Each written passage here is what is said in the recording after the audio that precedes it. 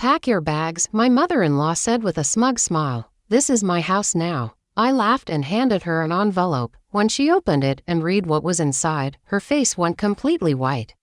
What she didn't know was that I'd been preparing for this moment for 3 years. And by the time I was done, she would never try to manipulate my family again. The funny thing is, I actually saw it coming. Not the exact moment. Not the specific words. But I knew someday Patricia Winters would try to take everything from me. She'd been circling like a vulture ever since her son Daniel and I got married, just waiting for the perfect opportunity to strike. That morning started like any other Tuesday in September. I was making coffee in what I thought was my kitchen, in what I thought was my home, watching the sunrise through windows I'd personally chosen and paid for. The autumn light was streaming across our small dining table, illuminating the stack of veterinary journals I'd been reading the night before. Daniel had already left for his job at Riverside Construction, his lunch packed in the blue cooler I'd bought him for his birthday. I was getting ready for my shift at Maplewood Animal Hospital, where I worked as a veterinary technician. It was a job I loved, even if it didn't pay as much as I'd hoped when I graduated from community college. But it was honest work, and it helped us afford this little house on Oakwood Avenue in Millbrook. A house we'd saved for, struggled for, and finally bought together 2 years ago, or so I thought. The house wasn't much to look at from the outside. A modest 2-bedroom ranch with blue shutters and a small front porch that Daniel had repaired himself. The yard was tiny, but I'd planted roses along the fence and herbs in window boxes. It was ours. Every mortgage payment, every repair, every small improvement had been a joint effort. We'd painted every room together, argued over tile choices, celebrated when we finally got the leak in the bathroom fixed. I was proud of what we'd built together. At 30, I felt like I was finally getting my life on track. I had a husband who loved me, a job that fulfilled me, and a home that felt like a sanctuary. Sure, we weren't rich, but we were happy. We were building something real. That's when I heard her key in the front door. Patricia had a key for emergencies, which apparently now included hostile takeovers. Let me back up and tell you about Patricia Winters. My mother-in-law is what people politely call a force of nature. What they don't say out loud is that she's a manipulative, controlling woman who's never met a boundary she wouldn't trample or a situation she wouldn't twist to her advantage. She's 62 years old, stands barely 5 feet tall, but somehow manages to fill every room she enters with her presence. She has perfectly styled silver hair that she gets done at Glamour Salon every Thursday at 2 p.m. sharp. And she dresses like she's heading to a country club board meeting even when she's just going to a grocery store. Patricia worked as a real estate agent for 30 years before retiring. And she still carries herself with that particular brand of confidence that comes from convincing people to make the biggest financial decisions of their lives. She knows how to read people, how to find their weak spots, and how to present herself as either your best friend or your worst nightmare, depending on what the situation requires. When Daniel and I first started dating 4 years ago, she was all smiles and charm. She'd invite me to family dinners, ask about my job, and even gave me a beautiful bracelet for my birthday. I thought I'd hit the mother-in-law jackpot. Here was a woman who seemed genuinely happy that her son had found someone who made him smile. But the mask started slipping pretty quickly. It began with small comments. "Oh, you're wearing that too." Dinner, with a little laugh that was supposed to soften the blow. Or Daniel's ex-girlfriend Natalie was so good at organizing events. She had such a natural talent for entertaining. Always delivered with a sweet smile and followed by "but I'm sure you have your own strengths, dear." Then came the helpful suggestions. Maybe I should consider a different career path, something with more stability and earning potential. Had I thought about going back to school? Daniel's father had always wanted grandchildren. And wasn't my biological clock ticking? Shouldn't we be thinking about these things? The worst part was how she'd phrase everything as concern for Daniel's well-being. "I just want him to be happy," she'd say, implying that my presence in his life was somehow threatening that happiness. "He works so hard, and he deserves someone who can really support his dreams." Daniel, bless his heart, couldn't see it. Patricia Was careful to keep her worst behavior for when he wasn't around, or to phrase things in ways that sounded loving and supportive when he was listening to him. His mother was just being her usual caring, involved self. When I tried to explain how her comments made me feel, he'd look confused and say things like she's just trying to help or that's just how she shows she cares. I learned to pick my battles. Marriage is about compromise, and Daniel's relationship with his mother was important to him. She was a widow. His father had died of a heart attack when Daniel was 25, and Daniel felt responsible for her well-being. I could understand that, even respected it. Family is family. Right, but Patricia had never really accepted that Daniel was building a new family with me. The real trouble started when we decided to buy the house. We'd been renting a cramped apartment across town. Saving every penny we could for a down payment, Daniel was working overtime whenever he could get it, and I'd taken on weekend shifts at the animal hospital. We were both exhausted, but we were motivated. We wanted a place of our own, somewhere we could put down roots. When we told Patricia we were house hunting, her reaction was interesting. She didn't say congratulations. She didn't ask to see listings or offer to help us look. Instead, she got very quiet and said, "Are you sure you're ready for that kind of responsibility?" "What do you mean?" Daniel asked. "Well, buying a house is such a big commitment. And with your income," she trailed off delicately, "I just want to make sure you've thought this through." What she didn't say, but what hung in the air, was her opinion that I wasn't contributing enough financially to make homeownership realistic. Never mind that I was working full-time and contributing everything I could to our savings. Never mind that we'd run the numbers a dozen times and knew exactly what we could afford. But we pressed ahead anyway. We found the house on Oakwood Avenue through a listing online, and it was perfect for us. Small, yes, but well-maintained and in a quiet neighborhood. The previous owners had been an elderly couple who'd taken excellent care of the property. It had good bones, as Daniel put it, and cosmetic issues we could fix ourselves over time. The price was right at the top of our budget, but we could make it work. We put in an offer, held our breath, and somehow, miraculously, it was accepted. I'll never forget the day we got the keys. Daniel picked me up from work, and we drove to the house together. We sat in his truck for a moment, just looking at it. "Our house, our home, we did it," he said, and his voice was thick with emotion.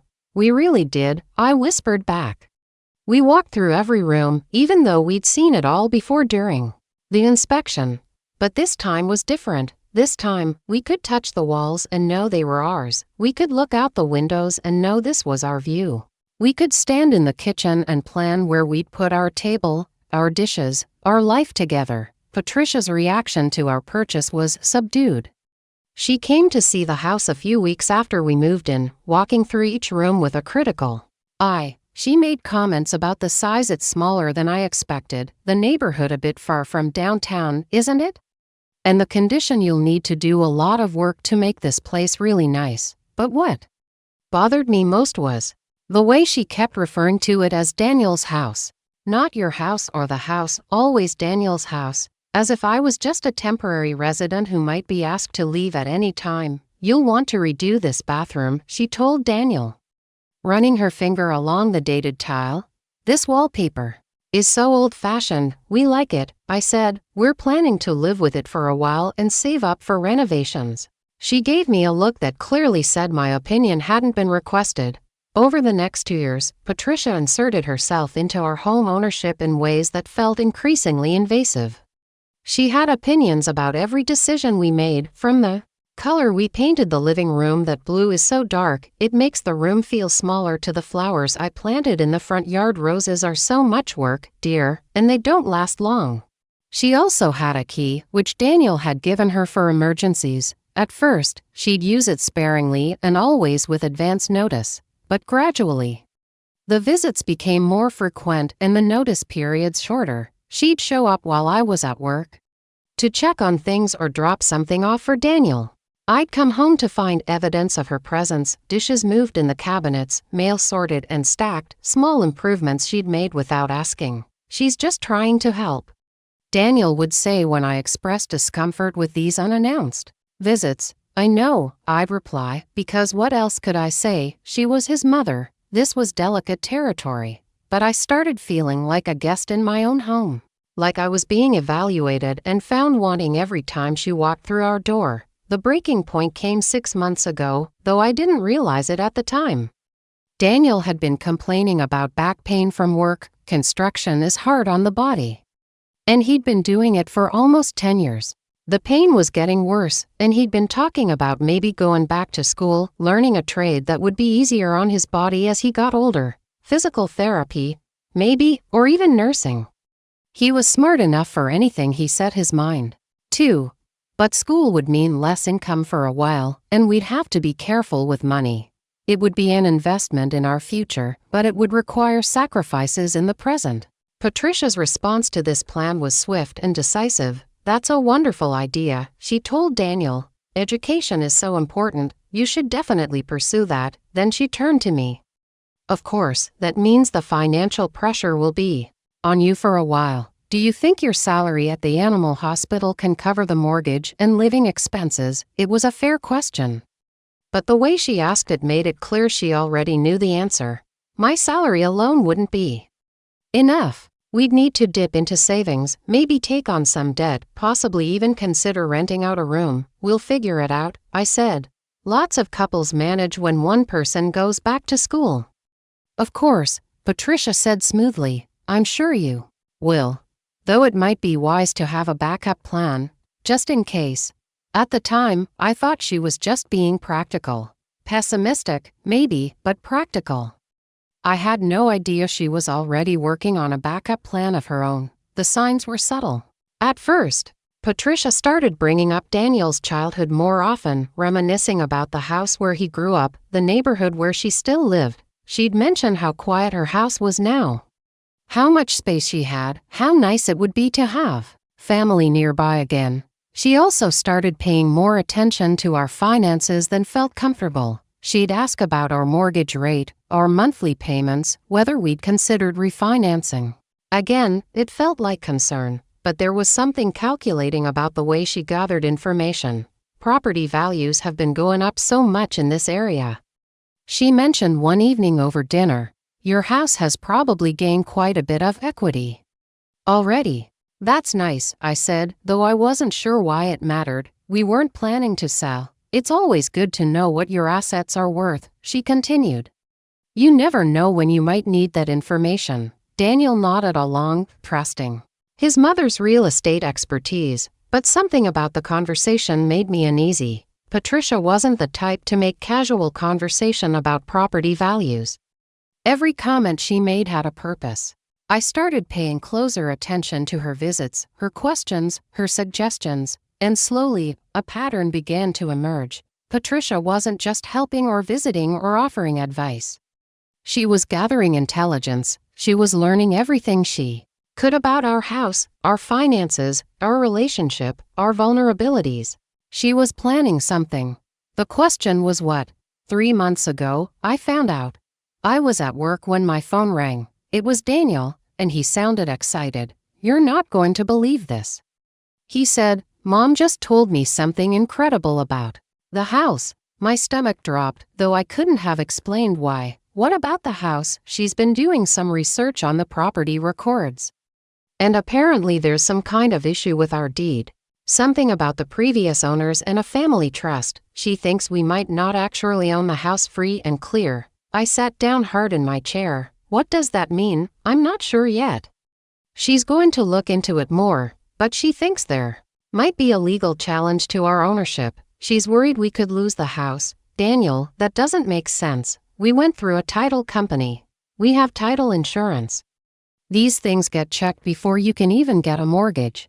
I know, but Mom knows real estate better than we do. She says these kinds of things can slip through the cracks, especially with older properties. I felt like I was falling down a rabbit hole. What does she suggest we do? She's going to research it more and let us know. She might know a lawyer who can help us figure it out. After I hung up, I sat in the break room at the animal hospital, staring at my phone. Something about this felt wrong, very wrong. That afternoon, I did something I'd never done before. I called our title company. "Hi," I said to the representative who answered. "I'm calling about a property we purchased 2 years ago. I wanted to verify that there were no issues with the title or any family trust complications." The woman on the phone was helpful and thorough.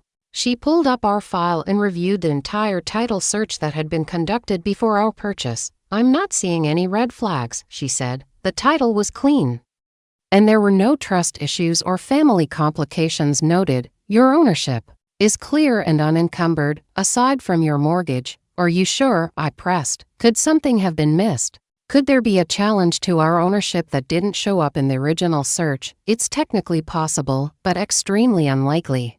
We conduct very thorough searches, and we carry insurance specifically to protect against these kinds of issues. If someone were to challenge your ownership, our insurance would cover your legal costs and any losses. I thanked her and hung up, feeling both relieved and deeply troubled. If the title was clean, why was Patricia suggesting otherwise? That evening, I told Daniel about my call to the title company. He looked confused, but Mom seemed so sure there was a problem. Maybe she was mistaken, I suggested carefully. Real estate law can be complicated, and every property is different. Maybe, he said, but he didn't look convinced. She's going to do more research anyway. We'll see what she finds. But I had a sinking feeling that Patricia would find exactly what she was looking for, regardless of what the truth actually was. And I was right. 2 weeks later, she called Daniel with an update. She'd consulted with a lawyer friend, and the situation was worse than she'd initially thought. Not only was there a potential challenge to our ownership, but the legal costs of defending our claim could be enormous. We could end up losing not just the house, but everything we'd put into it. "What does the lawyer suggest?" Daniel asked. "Well," Patricia said, and I could hear the careful consideration in her voice even over the phone. "There might be a way to protect ourselves if we transferred ownership to someone with a stronger legal claim. Someone who could weather a court battle. We might be able to avoid losing everything." "Like who?" "Well, the lawyer thinks that if the property were owned by someone with more financial resources and legal experience, someone who couldn't be easily intimidated by a legal challenge, that might be the safest option." I felt like I was watching a magic trick, seeing the setup but unable to prevent the trick from being performed. "Mom," Daniel said slowly, "are you suggesting that we transfer ownership to you?" "I'm just telling you what the lawyer said," Patricia replied. "Of course, I would never want to take advantage of you. If we did something like that, it would just be temporary. Just until the legal issues were resolved. And of course, you'd continue living in the house just like always." "Let me talk to my wife," Daniel said. "This is a big decision." "Of course, dear. Take all the time you need, but don't take too long."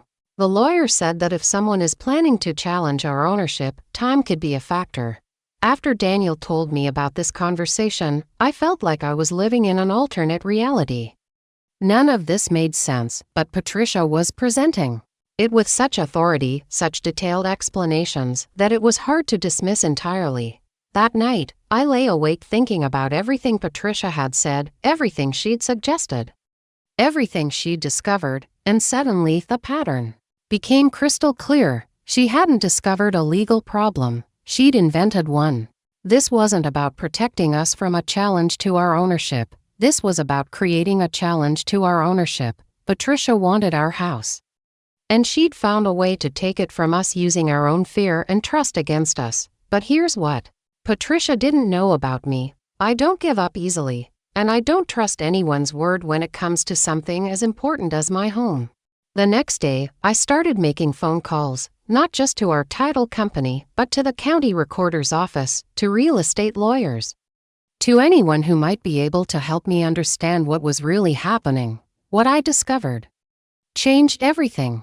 But that's getting ahead of myself, because first, I had to live through this morning when Patricia finally made her move, this morning, when she used her key to let herself into my house and told me to pack my bags. This morning, when she thought she'd finally won. She had no idea that I'd been 3 steps ahead of her for months, and she was about to find out exactly what those steps were. Patricia stood in my living room that Tuesday morning, holding a stack of legal-looking papers and wearing her most authoritative smile. Pack your bags, she said, gesturing around the room like she was already redecorating in her mind. This is my house now. I laughed, actually laughed out loud. Excuse me, I said, setting down my coffee mug. The legal issues we discussed have been resolved, she announced. Straightening her shoulders, my lawyer has determined that due to the title complications, ownership has reverted to me as Daniel's next of kin. I'm sorry, dear, but you'll need to find somewhere else to live. I reached into the kitchen drawer and pulled out a manila envelope I'd been keeping there for 3 months. You mean this lawyer? I asked, handing it to her. Patricia's confident expression faltered slightly as she opened the envelope. Inside were copies of phone records, email printouts, and a very interesting document from the State Bar Association. What is this? She whispered, her face going pale. That's proof that your lawyer friend doesn't exist, I said calmly. The number you've been calling. It's a burner phone registered to your name. Those legal opinions you've been quoting. They came from legal websites, not an actual attorney. And that person you claim to consult with, according to the State Bar, no lawyer by that name is licensed to practice in this state. Patricia sank into our couch, still staring at the papers. But wait, there's more, I continued, enjoying this moment more than I probably should have. I also have copies of your real estate searches on our property, your credit applications for investment loans, and your browsing history from when you used our computer to research how to fraudulently claim property ownership. Her hands were shaking now. I was just trying to help yourself to our house, you mean? I sat down across from her. Patricia, what you attempted is called fraudulent transfer of property. It's a felony. The mails you sent to Daniel pretending to be a lawyer, that's fraud too. And using false documents to try to steal someone's home. That could get you 5 to 10 years in prison. You can't prove anything, she said weakly. I pulled out my phone and showed her the screen. I've been recording our conversations for weeks, including the one where you admitted you made up the entire legal problem to scare us into signing over the deed. Patricia looked like she was going to be sick. Here's what's going to happen, I said, my voice firm but calm. You're going to give me your key to our house. You're going to stop contacting Daniel about fake legal issues, and you're going to stay away from our property permanently in exchange.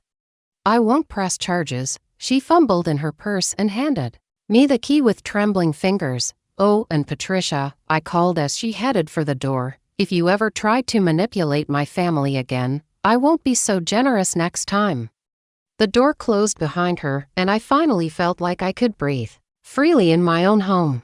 Sometimes the best defense is being prepared for the attack you know is coming. So tell me, did I handle this the right way? Let me know in the comments below. And don't forget to subscribe for more stories like this one.